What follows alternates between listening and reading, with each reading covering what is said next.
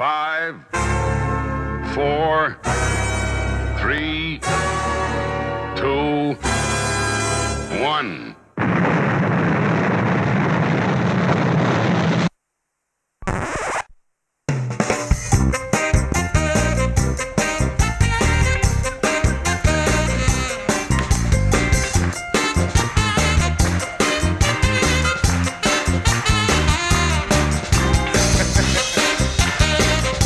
Ladies and gentlemen, welcome to a very special night.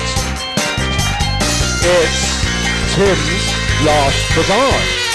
So please welcome to the stage for the last time hosting, Mr. Tim Rod.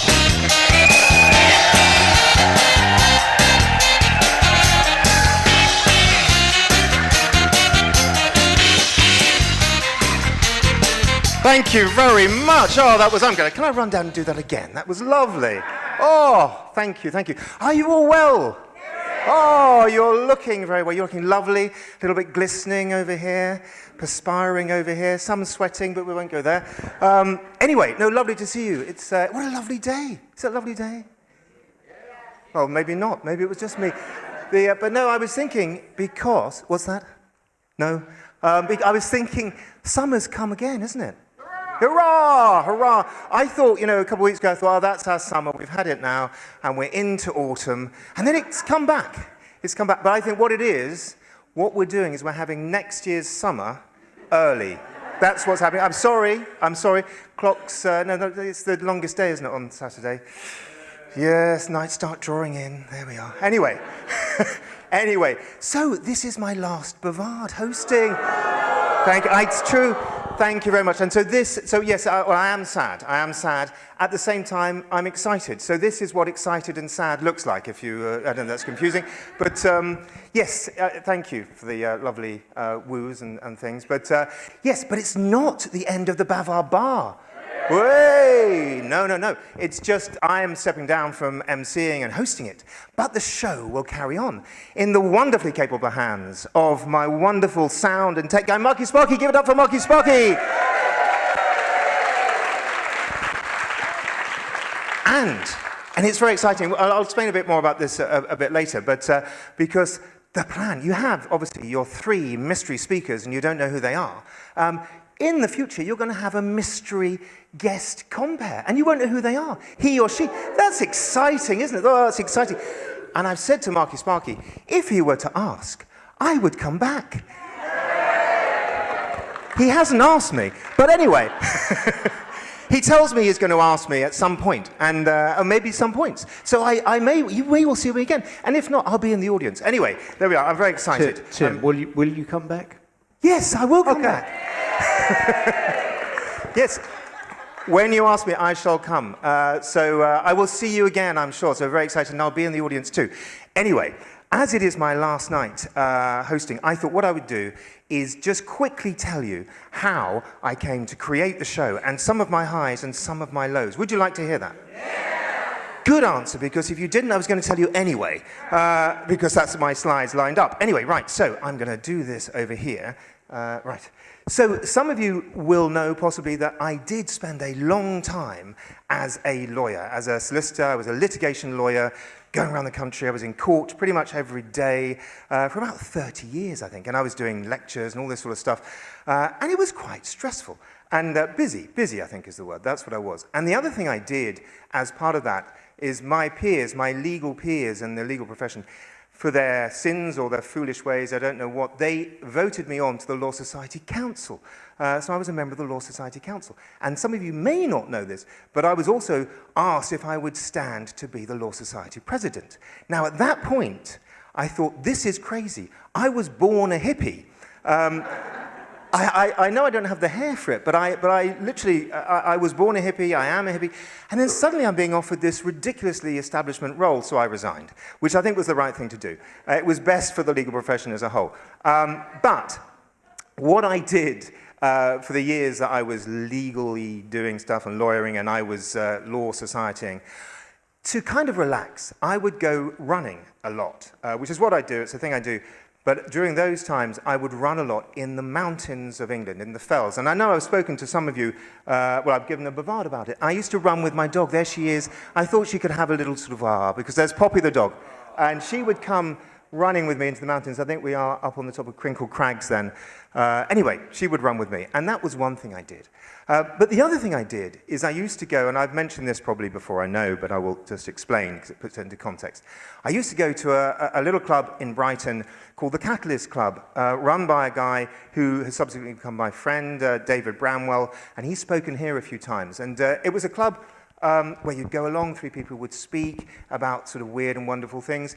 And I loved it, but I would have to drive all the way to Brighton to go there. I thought, well, maybe I should set it up over here. So that's what I did about 8 years ago. Now, David's Catalyst Club is a little bit more cerebral than say, the Bavard Bar. I mean, the Bavard Bar is cerebral. I'm not saying that we're not all cerebral and intellectual. We are. I'm now going to dig myself out of that hole. But David, it's a bit more of a straight night. And I grew up as a hippie, but also with a love of comedy and absurdism and nonsense. So I started to introduce some of those elements to the night, and in the form of the games that you've seen. Some of those games, the KP Light. You've all seen the KP Light, of course, haven't you? The first time I introduced that game, which was in 2017. It was only about the 3rd night I'd done the show. I didn't know what I was doing. Olga and Russell were very, very patient with me as I fumbled my way through everything. But I introduced that game. In the audience that night was Henning Venn. There was a bit of a reluctance for people to come up and play a comedy improv game in front of Henning. And actually, he didn't come up and play either. But that was the first game I introduced, and then I introduced the Uja Kapivi, of course, which is a Hastings Old Town expression. And we may see the Uja tonight. We might see the KP tonight. But the first time the Uja was played, it was played here by the wonderful Glenys Jacques. Do you remember Glenys, who sadly passed away, didn't she, at the end of last year? She was the first person to play the Uja Kapivi here. She claimed that she had once been a grass track racing car driver. No one believed her. She had. So that was a wonderful thing. And then we've had the other games. I'll tell you about them, obviously, later as we go through. But also, the Bavards developed, there's always some intellectualism in the Bavards. There's always some intrigue, some information, some education. But there's often a bit of sort of nonsense and silliness. And I thought to demonstrate that, I could show you the progression of 3 Bavards I've had that are music-related. And you can see, I think, I would say progression. Some might say regression. But you'll get the picture. Because the first one, if I can bring it up, was back in 2018. And again, it was Glenys Jacques. And she spoke to me and she said, Tim, I'd like to talk about the Requiem. Now, I Googled Requiem. I found out what it was, so that was great. No, I did know a little bit about it. But I said, of course, if that's your passion, then that is the purpose of the Bavard Bar. Please come and talk about the Requiem. And she said, on one condition, that we can ask the Bavard Bar audience to sing Verdi's Requiem. And I said, sure, what's wrong with that? They'll love it. And she said, well, it's very difficult, Tim. I said, oh, okay. She said, let's smuggle a flash mob from the Hastings Philharmonic Choir into the audience. So we did. Was anybody here for that night? Because I know I've seen Rod Webbin. I don't know if Rod was here. Maybe not. Anyway, I've got a clip of it. Would you like to see and hear? Of course you would. Right answer. So you'll just get a couple of lines from Glenys, and then she will go into the singing. Unfortunately, I didn't have Marky Sparky then. It was me on the camera. I just simply would press record and leave it pointed in one direction. So you'll see Glenys. You won't see the audience, who by now are up and singing. The other thing you need to know is that the lighting, I wasn't able to do any of that. So over here, we have Marco de Silva. He is conducting. And at this piano, we have the concert pianist Francis Rayner, who some of you may know, who is a geniusly talented pianist. So here we go. Let's play this clip. No problem for any of you. If you feel moved to stand to sing this... The sound is not great, but you'll get the gist. A bit of extra lighting. But I want you to keep this in mind when you sing it. Okay? Are you ready? Let's go. Okay.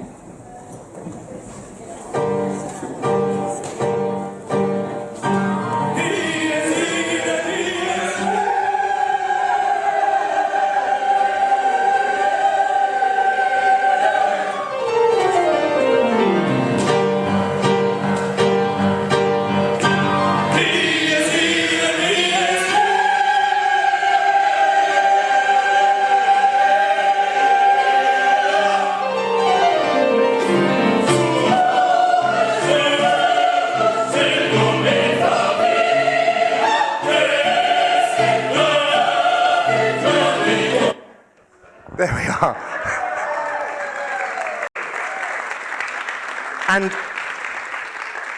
the looks on the audience's face as they were singing that out, and they didn't know because the flash mob was secreted in different places, so they had no idea how they were doing it, but it was quite remarkable. Anyway, that was 2018. 2019, I was approached by Tim Pilcher, and he said, Tim, I'd like to do a Bavard on the James Bond theme, because I love James Bond. Now, I have played this clip a few times, because it is one of my favorite clips. So apologies if you have seen it before, indulge me. It's only 35 seconds. And unfortunately, something to do with the technology, this time me, well, it's always me. It wasn't me on the camera last time. The technology with my laptop. I may not be able to get you, it may not show Tim conducting the audience, but so if it doesn't, I apologize. It may do that. But he's in a tuxedo, he's being James Bond. He then distributes kazoos to the audience. And they're different colors, so he's got greens and oranges and blues, so that we got different sounds. And he asks the audience to play the James Bond theme on kazoo, which I don't think had ever been done anywhere in the world until it was done here. So let me just show you what this James Bond on kazoo, I'm afraid you're only going to get that. Oh no, we've got it. So remember at first, just the blues and greens, okay? So here we go.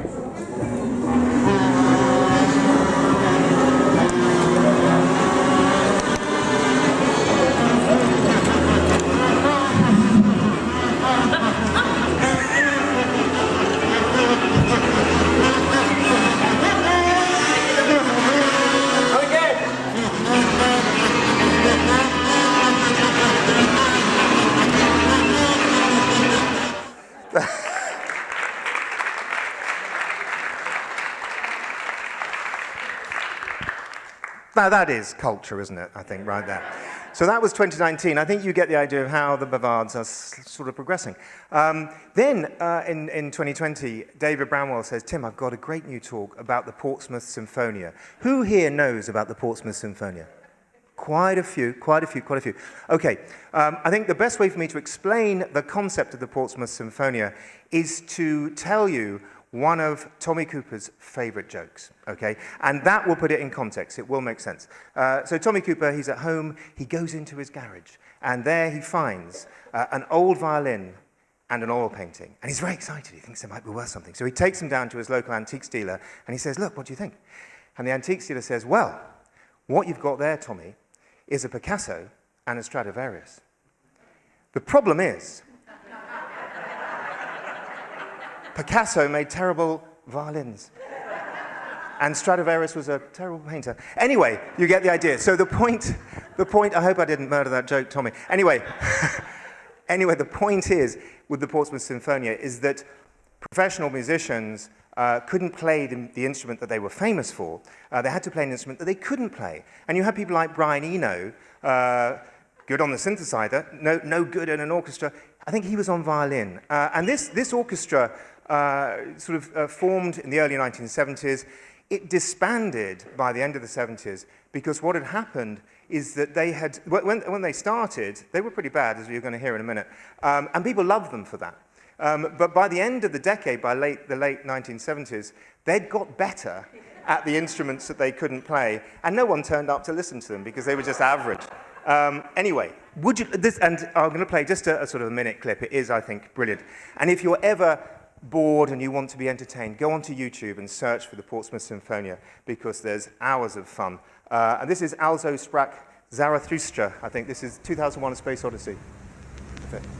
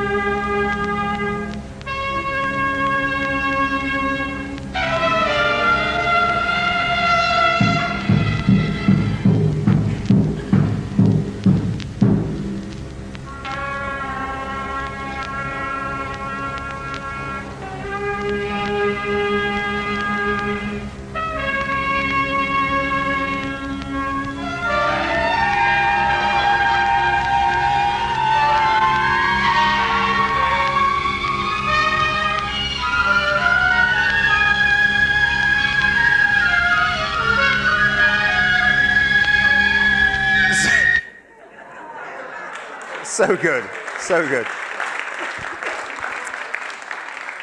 So you can see, I think, the progression that the Bavards were taking. But then I wanted to say as well that I have just 2 rules at the Bavard Bar. I say rules, they're just 2 kind of things I follow. The first you will know, and that is that I never reveal the speakers or the subjects until the night.